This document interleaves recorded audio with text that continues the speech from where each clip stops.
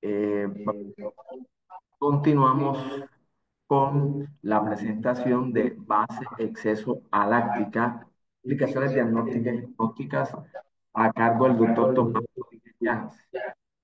El doctor Tomás Rodríguez es médico internista, especialista en medicina clínica y cuidado intensivo en la Universidad de Cartagena. Y en el día de hoy nos va a hablar sobre base exceso a láctica, explicaciones pronósticas y diagnósticas. Doctor Rodríguez. Buenos días a todos. En los próximos minutos vamos a desarrollar o a tratar de abarcar un tema como es la base exceso láctica, una propuesta diagnóstica, un posible biomarcador en escenarios de cuidados intensivos, especialmente el sepsis, y del cual se viene hablando de hace un par de años, aunque la historia del equilibrio ácido básico tiene más de 50 años. Esta propuesta nace a partir de una publicación del doctor Gattinoni del año 2019, eh, el año pasado, que importante pues nos abandonó con más de 600 publicaciones.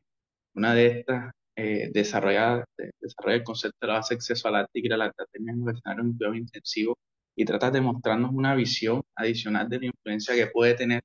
el riñón dentro de ese mantenimiento de ese equilibrio ácido básico y cómo entender de manera adicional lo que ocurre con el lactato en escenario de pacientes críticos, especialmente en sepsis, teniendo en cuenta que es un biomarcador que tradicionalmente utilizamos para asociarlo tanto a hipoperfusión tisular como demás pronósticos e implicaciones pronósticas a largo plazo. Para hablar del concepto de base exceso láctica, debemos ubicarnos en el escenario de la lesión renal aguda asociada a sepsis. Tan es más que tomar el concepto de lesión renal aguda planteado por Cadivo a partir de un biomarcador como es la creatinina, la elevación de la misma, y de un marcador funcional como es el gasto urinario y el deterioro en el mismo, lo cual pues se va a asociar a la presencia pues, de sepsis, a ver la definición que empleemos, y esto va a tener unas profundas implicaciones pronósticas en el paciente en el escenario de la unidad de cuidados intensivos. Si tenemos en cuenta la lesión renal aguda por sí sola, esta va a tener impacto directo en la generación de muertes, en el fallecimiento del paciente, en el riesgo de muerte, pero además de manera indirecta a través de la disfunción multiorgánica y a través de la falla respiratoria secundaria por sobrecarga y otros mecanismos inflamatorios, puede llevar puede llevar a un incremento en mortalidad, así como un incremento en la necesidad de intervenciones en la unidad de cuidados intensivos y de recursos en manejo de ese paciente en estado crítico. Por tanto, la posibilidad de detectarla de manera más temprana es un reto que se ha planteado en los últimos años y que se ha tratado de resolver a través del desarrollo de los llamados biomarcadores, los cuales nos permiten hacer un diagnóstico temprano de lesión renal aguda. Sin embargo, pues las limitaciones pasan por la disponibilidad de recursos para intervenir. Sin embargo, el poder identificar este subgrupo de pacientes en riesgo alto de desenlaces adversos nos permitiría a largo plazo también poder intervenir de forma más temprana a través de hacia la modulación de los factores de riesgo y otras intervenciones que permitan reducir la carga sobre ese riñón afectado. La lesión renal aguda es frecuente en los escenarios de cuidado intensivo y a nivel mundial, hasta el 50% o más de los pacientes que ingresan a unidades de cuidado intensivo pueden tener algún grado de lesión renal aguda. Y si observamos en la medida en que se desarrolla esa lesión renal aguda diferente a los diferentes niveles planteados por la definición de Cadigo, vamos a encontrar un incremento también en el riesgo de mortalidad. Si logramos identificar a esos pacientes, es posible que podamos tomar decisiones más tempranas. Este, que es un subanálisis del registro MIMIC 4, nos muestra cómo, independiente de la escala de riesgo que empleemos o de los factores pronósticos que empleemos, sea el SAT-3, sea SOFA, vamos a encontrar un riesgo incrementado en la posibilidad de mortalidad a nivel intrahospitalario o a nivel de la unidad de cuidados intensivos en este grupo de pacientes, que por lo tanto son un grupo de alto riesgo a considerar. Adicionalmente, si nos ubicamos específicamente en el grupo de sepsis, en este trabajo que trató de identificar el comportamiento de la lesión renal aguda en sepsis temprana en las primeras 48 horas, observamos que un alto porcentaje de pacientes, hasta el 60% de los pacientes con sepsis, tenían algún grado de lesión renal aguda cuando ingresaron tanto al servicio de urgencia como a la unidad de cuidados intensivos. Y que además de ese valor de lesión renal aguda que se presentaba en esas primeras 48 horas, más del 50% progresaba en el seguimiento que hicieron, a diferencia de los pacientes que no tenían el diagnóstico de sepsis. Asimismo, si comparamos las curvas de supervivencia en sepsis versus no sepsis, en el escenario de lesión renal aguda, los pacientes con sepsis tenían un incremento significativo en el riesgo de mortalidad, especialmente aquellos que requerían terapia de reemplazo renal o se encuentran en estadio 3. Pero no es solo mortalidad y riesgo asociado a la lesión renal aguda y sepsis, sino también en la mayor estancia hospitalaria, el mayor requerimiento de intervenciones como la terapia de reemplazo renal o algunos otros soportes vitales como la ventilación mecánica. Al compararlo, la sepsis versus los pacientes sin sepsis. Los factores que van a llevar a esa disfunción renal en el escenario de cuidado de sepsis en pacientes en la unidad de cuidados intensivos son variados. Se han propuesto diferentes vías fisiopatológicas. Sin embargo, nos vamos a centrar exclusivamente en lo que ocurre a nivel del túbulo proximal, en la disfunción tubular aguda que se puede presentar en estos pacientes, en los cuales es por alteraciones a nivel de la microcirculación y daños a nivel de la permeabilidad de los capilares que van a rodear estos túbulos renales y que ya sea de manera directa por la respuesta inflamatoria asociada a la sepsis o por los diferentes microorganismos que puedan estar involucrados, van a afectar la capacidad excretora de los túbulos renales y sabemos que en el equilibrio ácido-básico estos van a ser fundamentales en cuanto al metabolismo del bicarbonato y a la excreción de los llamados ácidos débiles o ácidos no volátiles que no se eliminan a nivel de la ventilación alveolar, sino que se manejan o se eliminan a través eh, de, de la excreción renal. Por lo tanto, si somos capaces de identificar esta alteración en la secreción tubular renal, entre más temprano podamos identificarlo, inclusive antes de que se alteren los valores de creatinina, es posible que podamos hacer una detección temprana de la lesión renal aguda y en ese escenario la base exceso láctica, como la iremos analizando en la siguiente diapositiva, puede ser una herramienta útil y fácilmente disponible. Si bien la propuesta de Cadigo y de las diferentes estrategias para clasificar la lesión renal aguda se fundamentan tanto en la presencia en los valores de creatina como en el gasto urinario, sabemos que estas alteraciones son en muchas ocasiones muy tardías y al momento que tomamos decisiones, pues los recursos van a ser limitados y en muchas ocasiones se limitan a la posibilidad de la diálisis, por ejemplo. En este orden de ideas y con la disponibilidad de los biomarcadores, pudiésemos tener una clasificación no solamente basada en las alteraciones funcionales y estructurales, sino además en las alteraciones con el daño renal mucho más temprano a través de la disponibilidad de los biomarcadores. Así que adicionando a los estadios de lesión renal aguda, podemos clasificarlos además en la presencia de los biomarcadores, los cuales nos pudiesen identificar la presencia o no de daño renal, inclusive de manera más temprana. Y esta es la propuesta en el cual los estadios los vamos a clasificar no solamente partiendo del valor de elevación de la creatinina y de la caída del gasto urinario, sino a partir del criterio de daño que estaría determinado por la presencia o no de los biomarcadores. Y es que la enfermedad renal aguda, la lesión renal aguda no se va a quedar únicamente en la unidad de cuidados intensivos, y es un continuo de una enfermedad en la cual después de esa fase aguda, después de esos 7 días, pasa la enfermedad renal aguda y esta puede progresar a la enfermedad renal crónica en caso de no recuperarse. Y en ese continuo nosotros jugamos un rol importante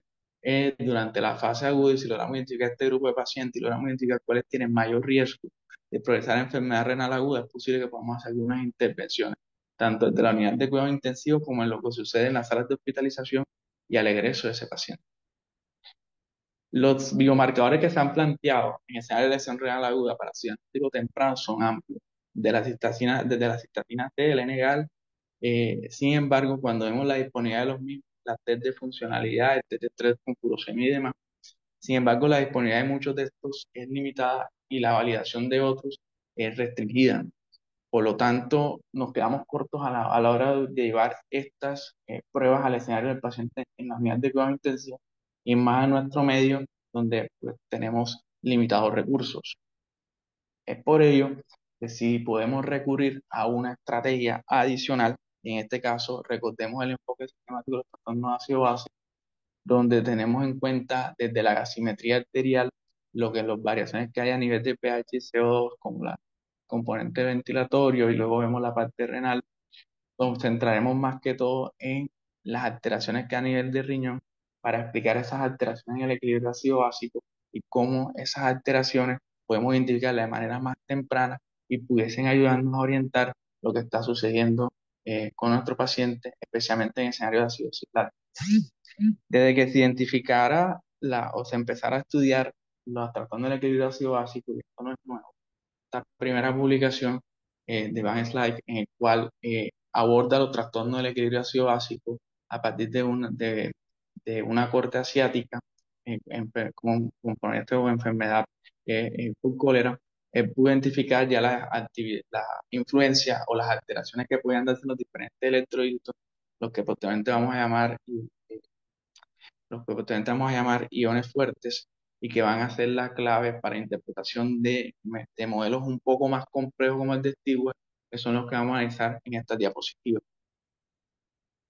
Y es que si tratamos de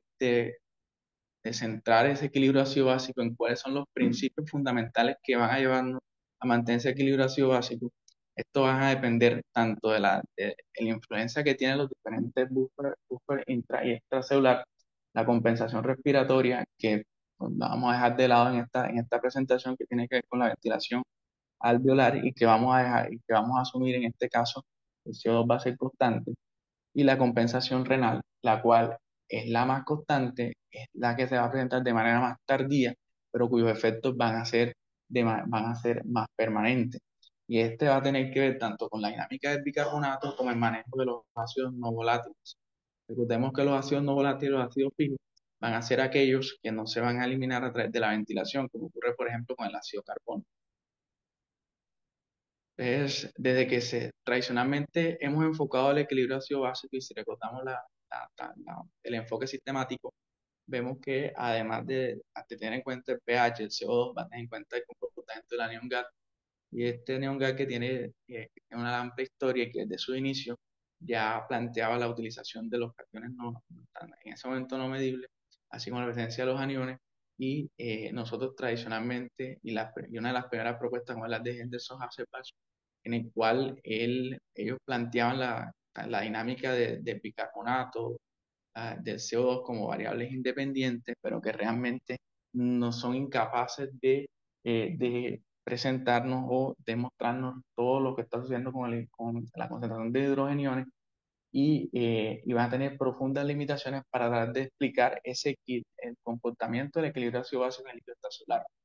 porque va a dejar de lado elementos tan importantes como los aniones no medibles y estos ácidos débiles.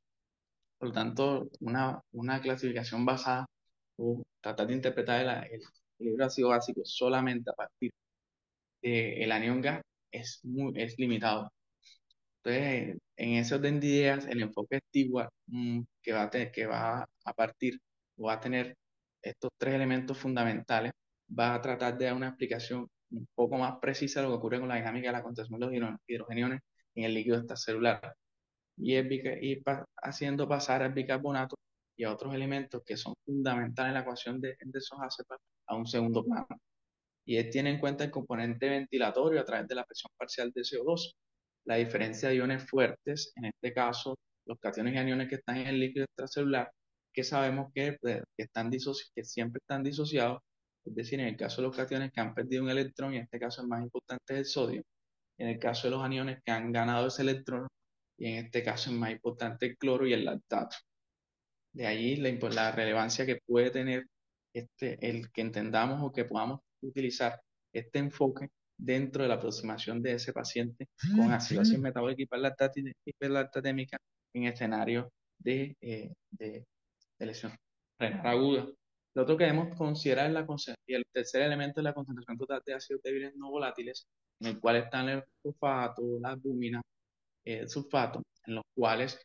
se encuentran como bases o como buffer en el líquido extracelular, pero que en condiciones o bajo ciertas variaciones en el pH pueden disociarse y por lo tanto tener una influencia dentro de ese equilibrio ácido básico. Entonces, la acidosis metabólica tradicionalmente la interpretamos como la caída en el pH. A través del modelo de Stewart, se va a entender como la disminución de la diferencia de los iones fuertes. Y esta diferencia disminuye a partir del incremento, sea en el componente negativo, en este caso el cloro, o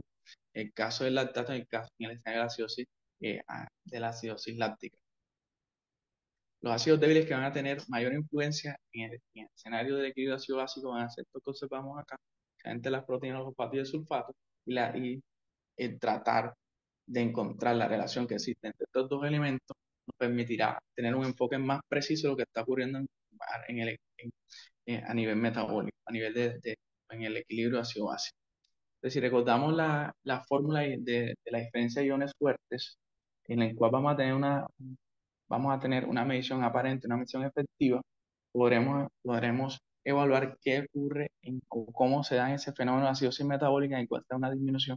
en esta diferencia de iones fuertes. Y que tenemos en cuenta los principales cationes, que son los electrolitos que actualmente medimos, el sodio, el potasio, el magnesio, y por el otro lado tenemos el componente negativo que va a estar dado por el cloro y el lactato,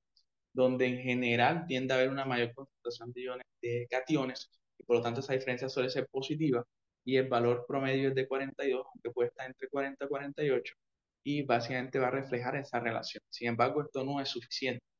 También hay que evaluar el componente de los ácidos no volátiles, de los ácidos orgánicos, y en este caso, la diferencia de iones fuertes efectiva va a tener en cuenta lo que está ocurriendo con el bicarbonato como una variable dependiente, y por otro lado, lo que ocurre con esos ácidos totales o ácidos débiles, en el cual vamos a evaluar el comportamiento de la albúmina, si está disociado o no de los fosfatos principalmente, y al estimar esa diferencia, tanto iones fuertes como aparentes como efectiva, la diferencia nos permitirá estimar lo que es lo que es el gradiente de esos iones, y ese gradiente será similar a la utilidad que le damos, por ejemplo, al ion gap. Ese gradiente debe estar en promedio entre 0 a 2, pero ¿qué es lo que representa? Realmente, si tenemos la diferencia de iones fuertes aparente, que serían las cargas, que serían una de las cargas positivas, y tenemos por el otro lado la diferencia de iones fuertes efectiva, en este caso, estas deberían ser igual a la concentración de iones fuertes aparente, y por lo tanto, para mantener, dándonos un resultado cercano a cero o máximo de 2, nos hablaría de que hay un equilibrio en el comportamiento del espacio extracelular. Probablemente cuando esos valores varían, se vuelven negativos, pues nos va a reflejar que probablemente hay un incremento en los valores o en algunos de los ácidos débiles, o un ácido adicional no medible, como pueden ser los cetoácidos, por ejemplo. Y si lo vemos gráficamente, vemos cómo ese gradiente de iones fuertes puede ser una estimación de los aniones no medibles, y por lo tanto, si nuestro paciente tiene una disminución en la diferencia de esos iones fuertes, muy probablemente va a tener una acidosis metabólica, y esa acidosis metabólica puede ser por variaciones en los componentes de los ácidos débiles o algún ácido no medible. En el contexto de escenario clínico podría ser una cetoacidosis diabética, por ejemplo, una acidosis hiperclorémica o demás. Por lo tanto, este enfoque de la acidosis metabólica permitirá tener una precisión sobre lo que está ocurriendo a nivel del equilibrio ácido-básico. El lactato no necesita muchas explicaciones, es un biomarcador que utilizamos clásicamente y que refleja que tradicionalmente lo asociamos a hipoperfusión y a mal pronóstico. Y entre ese lactato se eleva, se va a correlacionar con un descenso en la supervivencia y por lo tanto un mayor riesgo de mortalidad. En esta curva roja observamos como el mejor rendimiento diagnóstico para estimar mortalidad en escenario de cuidado intensivo, comparándolo con pH y la base exceso, pues lactato, y niveles de lactato por encima de 2 de manera temprana, pues sabemos que también están relacionados con una disminución en la supervivencia o incremento de mortalidad. Sin embargo, no siempre el lactato, si tradicionalmente debería estar asociado a acidosis metabólica, es decir, cambio en el pH, esto no siempre ocurre. Y esto está fundamentado en el principio de que al momento, para mantener esa diferencia de iones fuertes y esas variaciones como nos plantea Activa, necesitamos una función renal adecuada, que por lo tanto el paciente con hiperlactatemia que hace acidosis metabólica, es decir, variaciones en el pH, debe tener algún grado de disfunción renal o pudiesen presentar algún grado de disfunción renal. En este trabajo, en el cual tratamos de demostrarnos cómo la acidosis predice mortalidad de manera independiente a la hiperlactatemia, y es que no solamente estaría relacionado con la sola elevación del lactato, nos muestra cómo ellos clasificaron a los pacientes entre grupos de riesgo. Riesgo bajo son pacientes que no tienen ni acidosis ni hiperlactatemia, y riesgo alto son pacientes que tienen hiperlactatemia, acidosis y acidosis, que pueden no estar relacionados con esa lactato y son los que tuvieron la mortalidad más alta. En este escenario nos interesa el grupo de riesgo intermedio, en el cual son pacientes que pueden o no tener acidosis, pero pueden también pues, presentaron o no elevación en los niveles de lactato. Y dentro de los pacientes que tuvieron acidosis y hiperlactatemia, eso hubo un moderado incremento en el riesgo de mortalidad. Por lo tanto, no solamente la presencia de lactato, sino la acidosis por sí sola es un marcador de mortalidad. El lactato por sí solo, si pudiésemos asociarlo a una sola variación en el metabolismo, pudiese ser interpretado de manera más sencilla. Esta es la publicación del doctor Catinel 2019, en el cual nos recuerda que la producción de lactato no depende únicamente del balance entre el aporte de masa de oxígeno, es decir, en el que si el paciente está en choque o no, y si hay disfunción o no, sino que además puede estar elevado por producción celular periférica, por producción a nivel de los diferentes tejidos, alteraciones en el metabolismo y la eliminación del mismo,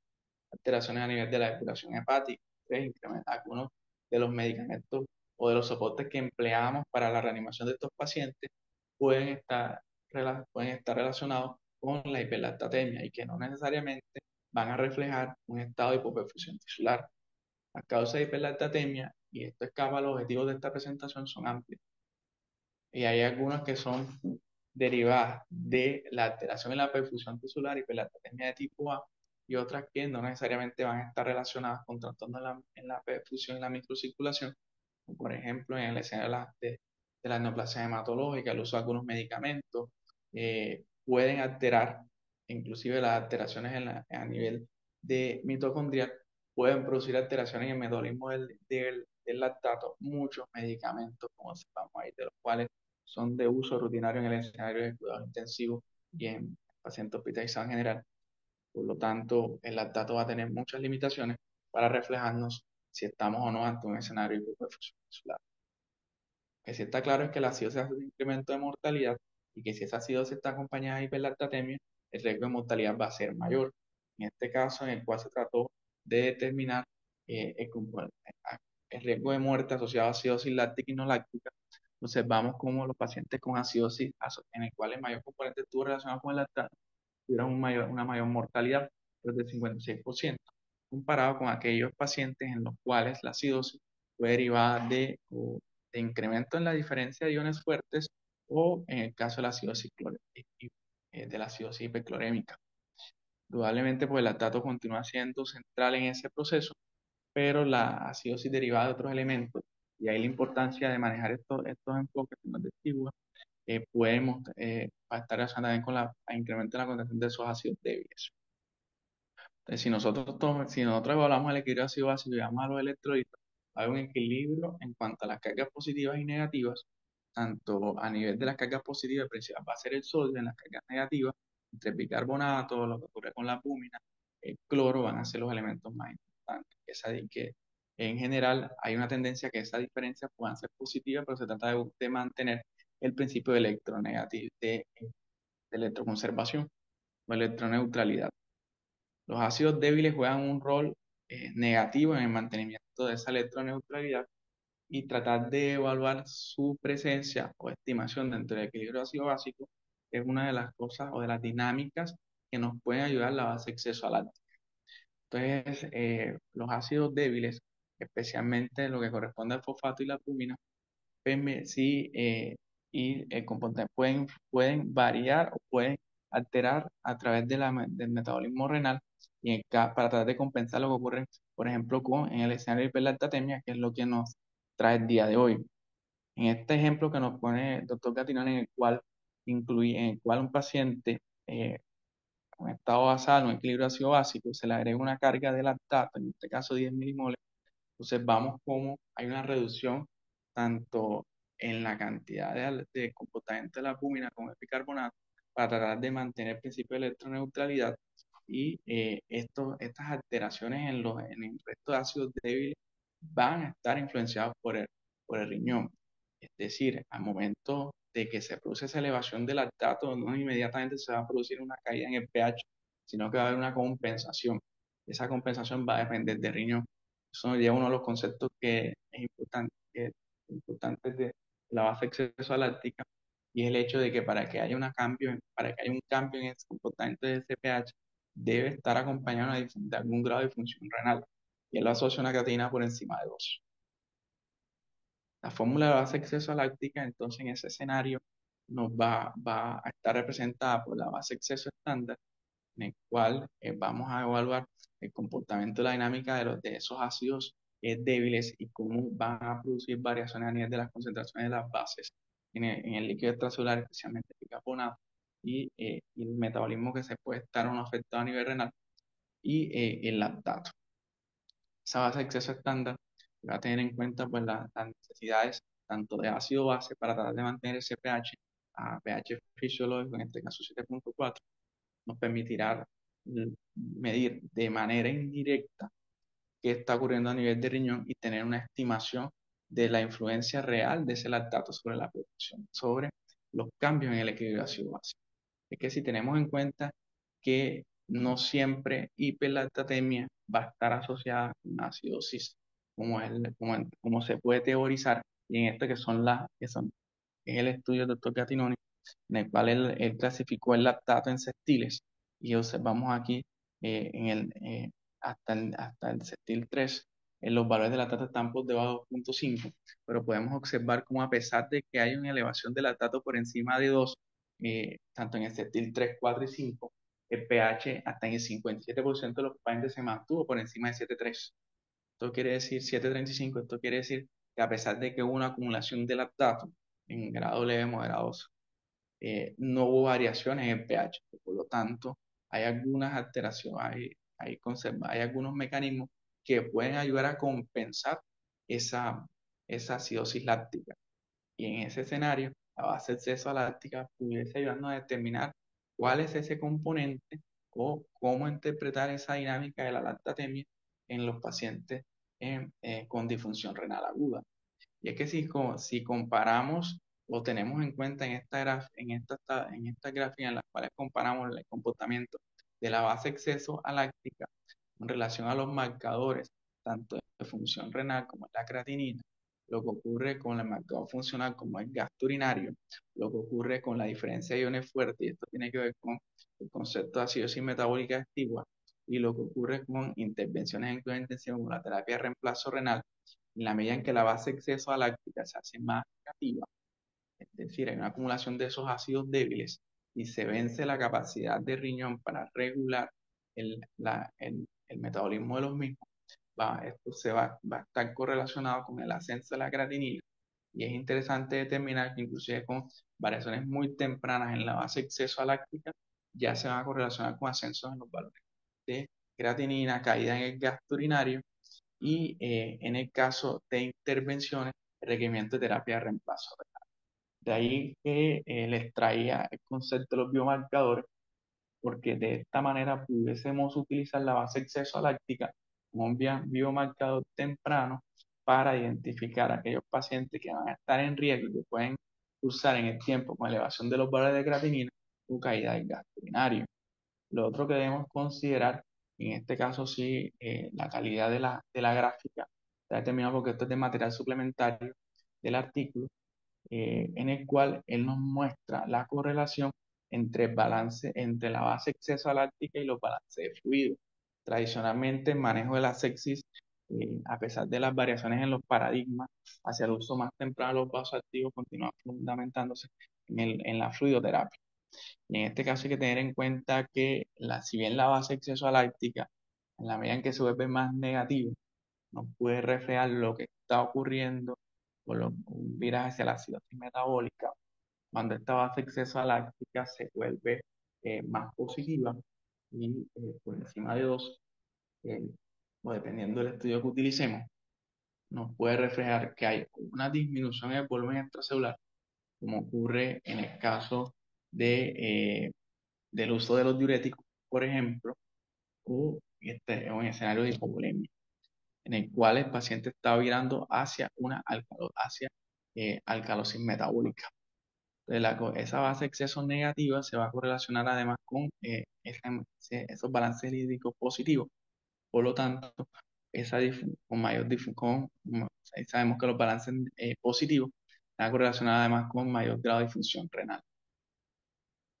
¿Qué tanto se ha evaluado en escenarios clínicos, además del estudio de Gatinoni, el comportamiento de la base de exceso láctica, más allá de la fisiología y de los principios que pudiesen reflejar esa disfunción del túbulo renal? En esta publicación, en el cual se comparó la concentración de lactato, la base de exceso y la base de exceso láctica, investigando la mortalidad en escenarios de choque a 28 días, ellos lograron asociar una UC de 0,68 de la base de exceso láctica negativa, en este caso por debajo de menos 3,63, con un incremento en el riesgo de mortalidad en escenarios en escenarios de pacientes con sepsis temprana y choque séptico. Este que es el estudio de Cantos, que utilizó los planteados por Gatinoni, es decir, no solamente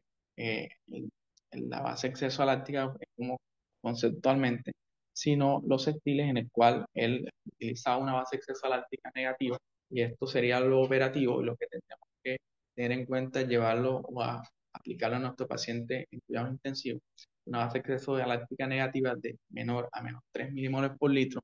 una base exceso aláctica neutra entre menos 3 a 4, teniendo en cuenta en este caso que si hay hiperlactatemia y encontramos esta base exceso aláctica, muy probablemente la acidosis láctica o los cambios van a estar influenciados precisamente por el comportamiento del lactato y no tanto por el riñón, como se ocurre con una base exceso aláctica negativa. Y una base exceso láctica positiva, que ya estaríamos en escenario de la alcalosis, en el cual deberíamos hablar o considerar que hay un bajo volumen extracelular o el uso de diuréticos como posibles factores que pudiesen estarnos llevando a esa base exceso-láctica positiva. Lo que sí está claro es que en el estudio de Cantos, en relación con la mortalidad, la base exceso-láctica positiva es negativa, se asoció a una reducción en la supervivencia y por lo tanto un riesgo incrementado de mortalidad. Inclusive trató de darnos una curva en U para mostrarnos como tanto la alcalosis como la acidosis, que tradicionalmente están relacionados con incremento de mortalidad, y en este caso la acidosis metabólica, en el caso de la base exceso láctica negativa, entre más negativa, pues una mayor producción de mortalidad y un incremento de esa mortalidad intrahospitalaria. Esa correlación que existe entre, o las variaciones que hay, o esa estrecha relación que hay entre lo que ocurre con la cinética del lactato y la lesión renal aguda, queda más patente en esta gráfica, en la cual observamos los estiles nuevamente gatinones con relación al lactato y vemos lo que ocurre con los cambios de pH en relación a la presencia o no de lesión renal aguda. Y centrémonos en la gráfica de la lesión renal aguda, donde sabemos que hay un incremento en la creatinina y variaciones en el gasto urinario. Vamos a encontrar cómo estos pacientes más tempranamente o con valores de lactato más tempranos ya tienen variaciones o caídas en el pH. Es decir, hacen acidosis mucho más rápido que los pacientes que no tienen lesión renal aguda. De ahí la importancia y la relevancia que puede tener este concepto en la estimación temprana de esa disfunción tubular y en el escenario de sepsis. Pero no nos quedamos únicamente en la posibilidad de predecir que ese paciente le va a ir peor y que va a fallecer con mayor probabilidad, sino que además puede predecir la utilización más temprana de terapia de reemplazo renal o el requerimiento de terapia de reemplazo renal en escenario de choque. En este estudio, publicado en el 2023, observamos que una base exceso láctica negativa de menos 5,7 se correlacionó con una mayor necesidad de inicio de terapia de reemplazo renal. Y es que la acidosis está incluida dentro de los diferentes trabajos de inicio de temporada que buscan explicarnos o darnos una recomendación sobre el momento propicio para inicio de la terapia de reemplazo renal. Y el incluir la base exceso láctica potencialmente podría ayudarnos a determinar de manera más temprana que hay una disfunción tubular, que hay una falla renal y ese paciente requiere un soporte, en este caso de terapia de reemplazo renal. Si vemos los tres estudios importantes que han evaluado el inicio de la terapia de reemplazo renal, en este caso la Kiki, observamos cómo la acidosis presente en esas etapas iniciales, en esas primeras 6 horas, están en 21% de los pacientes, propició el inicio de la terapia de reemplazo renal. En el área del ICU, hasta el 14% de los pacientes dentro de esa lesión renal en esas primeras 12 horas de inicio de terapia, la indicación de la terapia de reemplazo renal fue influenciada por la acidosis metabólica en el estar aquí. Hasta el 16% de los pacientes, el inicio de esta terapia de reemplazo renal fue influenciado por la presencia de acidosis metabólica. Es decir, podemos determinar que en ese paciente con sepsis hay algún grado de lesión renal aguda, hay, hay, hay un grado de acidosis. Ese es un paciente que potencialmente se podría beneficiar o tendríamos que hacer un seguimiento más estricto ante el potencial requerimiento temprano de terapia de reemplazo renal. En la experiencia local, que fue la tesis de grado del doctor Esaú Álvarez, cual estamos en plan de publicación, logramos o se logró determinar la utilidad también de la base acceso-láctica para predecir la lesión renal aguda, aunque en términos de mortalidad los resultados fueron limitados. Un RR09, un intervalo de confianza que pasaba a la unidad no confiable, pero en el caso de la predicción de la lesión renal aguda, logramos determinar un RR96 y por lo tanto en nuestra población, en la unidad de cuidados intensivos en la institución que es gestión salud, logramos determinar que la base exceso láctica utilizada de manera rutinaria pudiese definir la necesidad del inicio temprano o la necesidad o la evolución a lesión renal aguda y por lo tanto ese grupo de pacientes podrían beneficiarse de intervenciones un poco más agresivas. Pero la base exceso láctica no se está limitando únicamente a escenarios de lesión renal de sepsis, sino que ya está ganando terreno en otros escenarios. Y en esta publicación, en el cual se evaluó en pacientes cardiovasculares, en pacientes con infarto agudo de miocardio, encontramos cómo esa base exceso láctica negativa eh, en, eh, en modelos y multivariados asocia un riesgo incrementado tanto de requerimiento o tanto de mortalidad como de peores desenlaces en la unidad de cuidado intensivo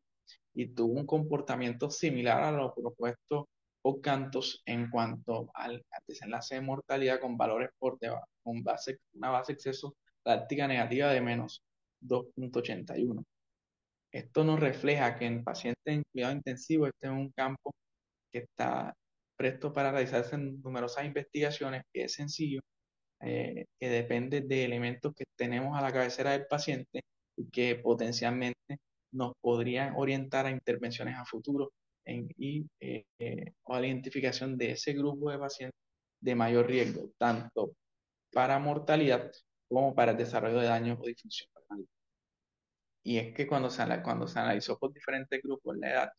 y en los pacientes con evento coronario independiente de sepsis o no, tuvieron una base exceso láctica negativa mayor, más negativa y por lo tanto unos peores desenlaces. Ya para finalizar y a modo de conclusión, la base exceso láctica es un biomarcador temprano para evaluar la disfunción renal, pudiese detectando de manera más temprana lo que es la lesión renal aguda y consiguiente peores desenlaces asociados a la misma. Debemos considerar la posibilidad de incluirla entre los algoritmos de toma de decisiones, por ejemplo, para el inicio de la terapia de reemplazo renal, teniendo en cuenta que la acidosis es un parámetro que se ha tenido en cuenta en los diferentes trabajos para determinar el inicio o no de la hemodiálisis, pero aún hacen falta muchos más estudios para determinar esa utilidad y que en nuestro medio pudiese ser un buen escenario para adelantarlo. Muchas gracias. Muchas gracias.